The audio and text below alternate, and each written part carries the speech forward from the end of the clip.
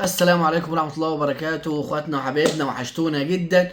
الاهلي يبدع، الاهلي يمتع، الاهلي يكتسح استاد ابيجان على ارضه وسط جمهوره اللي ما كانش موجود 3-1، وبتصدر مجموعته ب 10 نقاط، متصدر المجموعة مؤقت لغاية المباراة بتاعت النهاردة. قبل اي حاجة معانا اخبار كتير. فوز الاهلي امبارح، تجديد زيزو وخروج زيزو اعارة، صفقات النادي الاهلي، امام عاشور، الساحه الرياضيه واللي بيجرى عليها، عمر مرموش، والاخبار الموجوده والمنتشره. الاول ادعمونا بلايك. اللايكات يا جماعه بتساعدنا كتير جدا جدا ان الفيديو ينتشر ويوصل لاكبر عدد من الناس. فاتمنى من اي حد يشوف الفيديو بس ينزل يخبط اللايك عشان خاطر الفيديو يوصل لاكبر عدد من الناس. الاهلي زي ما قلنا بيكتسح استاد ابيجان على ارضه وسط جمهوره اللي ما كانش موجود 3-1. تقدم استاد ابيجان. بعد كده الاهلي عاد العوده القويه بثلاث اهداف في الشوط الثاني باقدام النجم امام عاشور اللي بيمتع الجمهور. امام عاشور بيمتع وبيصالح الجمهور. امام عاشور لاعب عالمي، لاعب من طراز عالمي لما بيركز في الكوره بس. يا امام عشان خاطر يركز في الكوره بس. امام ده يا جماعه لما بيركز في الكوره بس بيكون احسن لاعب موجود في القاره كلها، مش في مصر بس. امام على المستوى الفني الفردي، امام لاعب مفيش زيه.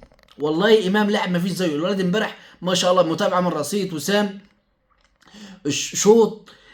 امام بيعمل كل حاجه. امام بيعمل كل حاجه، كل حاجه، اسبرنتات واداء بدني والتحامات كل حاجه بيعملها امام. بس امام رجاء امام يركز في المباراه. المباراه النهارده هتكون ما بين شباب بلوزداد واورلاندو بايرتس الساعه 4، الساعه 3 بتوقيت مصر، 4 بتوقيت الاردن. اي نتيجه من اللي هقولهم دول هتصعد بالاهلي واورلاندو مباشره، اللي هي فوز اورلاندو، لان المباراه بالمناسبه هتكون على ارض اورلاندو. هتكون فوز اورلاندو على الشباب بلوزداد على ارض اورلاندو زي ما قلنا في جنوب افريقيا، هتصعد بالاهلي واورلاندو. تعادل برضو يصعد بالاهلي واورلاندو دون الحاجه لنتائج الجوله الختاميه اللي هي الجوله الجايه اللي هتكون بالمناسبه في استاد القاهره، الاهلي واورلاندو بايرتس. فالنتيجتين دول هيصعدوا مباشره بالاهلي واورلاندو بايرتس الدور الجاي. في حاله فوز شباب بلوزداد فهنكون احنا محتاجين تعادل مع اورلاندو او الفوز عليه هنا في القاهره الجوله الجايه ان شاء الله. امام برضو انا مش عارف اتخطى اللي عمله امام امبارح. امام فعلا يا امام، والله انت احسن لاعب في المكان ده في مكانك. فيا ابني ركز لمستقبلك، ركز لمستقبلك في الكوره لان انت لاعب كبير. او زي الاخبار الناس اللي كانت امبارح حاطه حاجات كده بتسف بيقول لك امام الوحيد اللي بيلعب في كوره عشان كولر يستنى. نيجي للخبر اللي بعد كده. عن صفقات النادي الاهلي، في تكتم شديد وتكتم غريب على صفقات النادي الاهلي. بيراميدز مستني الاهلي يبيع القندوسي عشان يشتريه من سيراميكا.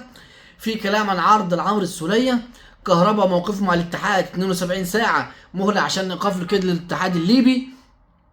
الاهلي كلام كتير جدا عن تفاوضه مع طرابزون وعرض 1.5 مليون عشان خاطر تريزيجيه، وكلام مش اكيد ومش عارفين. الناس هنا بتنفي والناس هنا بتنفي والصحافه بتاكد. الراجل لاعب سيون. ايفرتون اللي احنا يعني بقالنا سنه بنتعامل معاه، النهارده 11 يوم في الانتقالات ومفيش حس ولا خبر، لا عن زيكو ولا عن البنوبي ولا عن العش ولا عن اي حاجه خرجنا بيرسي وخلاص. بنسبه 90% كهربا خرج. الناس بتشتغل. انا عارف ان الاداره شغاله بس يا جماعه عفوا، يعني احنا مش شايفين حاجه مهمه وحاجه ملهمه في اللي بيحصل ده. فين الصفقات؟ فين الشغل بالنسبه للاداري؟ الفرقه امبارح ما فيش حد ينزله يا جماعه. والله احنا بنلعب من غير اجنحه. النادي الاهلي بيلعب من غير اجنحه. مش هنستنى اكتر من كده. فين الدعم؟ في كمان كلام ان الشباب السعودي باعت عرض محمد الشناوي. اللعيبه جالها عروض ولاعيبه خرجت. انت بتتكلم في محمد عبد المنعم، وفي احمد عبد القادر، وفي كريستو، ضوي كريستو، واليو ديانج، ماشي، ومحمد عبد المنعم. طلعنا خمسه يا جماعه، ما جبناش حد. ومودست. فين يا جماعه الناس اللي جت؟ 6 لعيبه جبنا مكانهم اسامه ابو علي، وجبنا اشرف داري ويحيى عطيه الله. ده احنا ما بنتكلمش في الاصابات. عندي اصابات بيكو. كريم فؤاد وعلي معلول مش جاهز، محمد هاني لسه مشارك امبارح، وطاهر محمد طاهر. بقى ايه؟ الوضع العام كده مش مبشر. الحقوا الفرقه بتدعيمات عشان احنا بنلعب من غير باك شمال. الراجل كريم الدبيس الصبح لو اتصاب ولا حصل له حاجه مش هلاقي حد، لا قدام ولا ورا، لا باك ولا جناح. الحاجه الاخيره والخبر الاخير اللي احنا ده بنتكلم فيه، ان زيزو بيقولوا في كلام بمتداول يعني من امبارح ان زيزو هيمدد 3 سنين مع نادي الزمالك وبعد كده هيطلع اعاره. انا جايب على الرساله بس لجمهور نادي الزمالك، اقسم بالله هي مش مثاليه خالص، يعني مش مثاليه باي مبدا من المبادئ.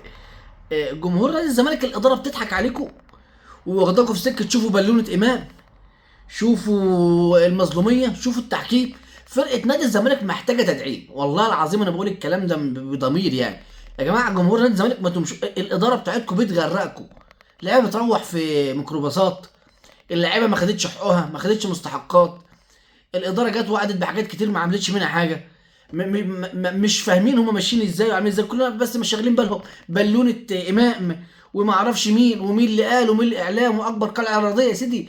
كل دي شعارات وكل ده كلام لا بياكل عيش ولا هيجيب بطولات للنادي. نادي الزمالك محتاج تدعيمات، نادي الزمالك محتاج الاداره تشتغل. الناس عايزه فلوس وناس مقدمات لعيبه، وانت قاعد بقالك 6 شهور بتجدد لزيزو. يا عم كنت بعته ب5 مليون ومشيته وفكيت الازمه اللي انت فيها دي، كنت جددت له وقعدته من يومها وخلصت وقفلت الموضوع. جماهير نادي الزمالك، اداره نادي الزمالك بتضحك عليكم، والله العظيم بتضحك عليكم وبتنيمكم وبتسحبكم وراها في اماكن هي عايزه تاخدكم فيها عشان تسيبوا الموضوع الاساسيه والمهمه من النادي. لا تجديد لاعيبتكم، الصفقات بتاعت اللعيبه، مين اللي قاعد ومين اللي ماشي، مستحقات، ديون على النادي. ركزوا في مصلحه الفرقه، ده اهم ليكم واهم من اي حاجه عشان خاطر الزمالك يرجع زي الاول ويرجع ينافس بقوه بقوه. اخواتنا وحبايبنا دي كانت اهم واخر الاخبار معانا النهارده. ادعمونا بلايك وشير وكومنت لطيف من اخواتنا، والسلام عليكم ورحمه الله. سلام.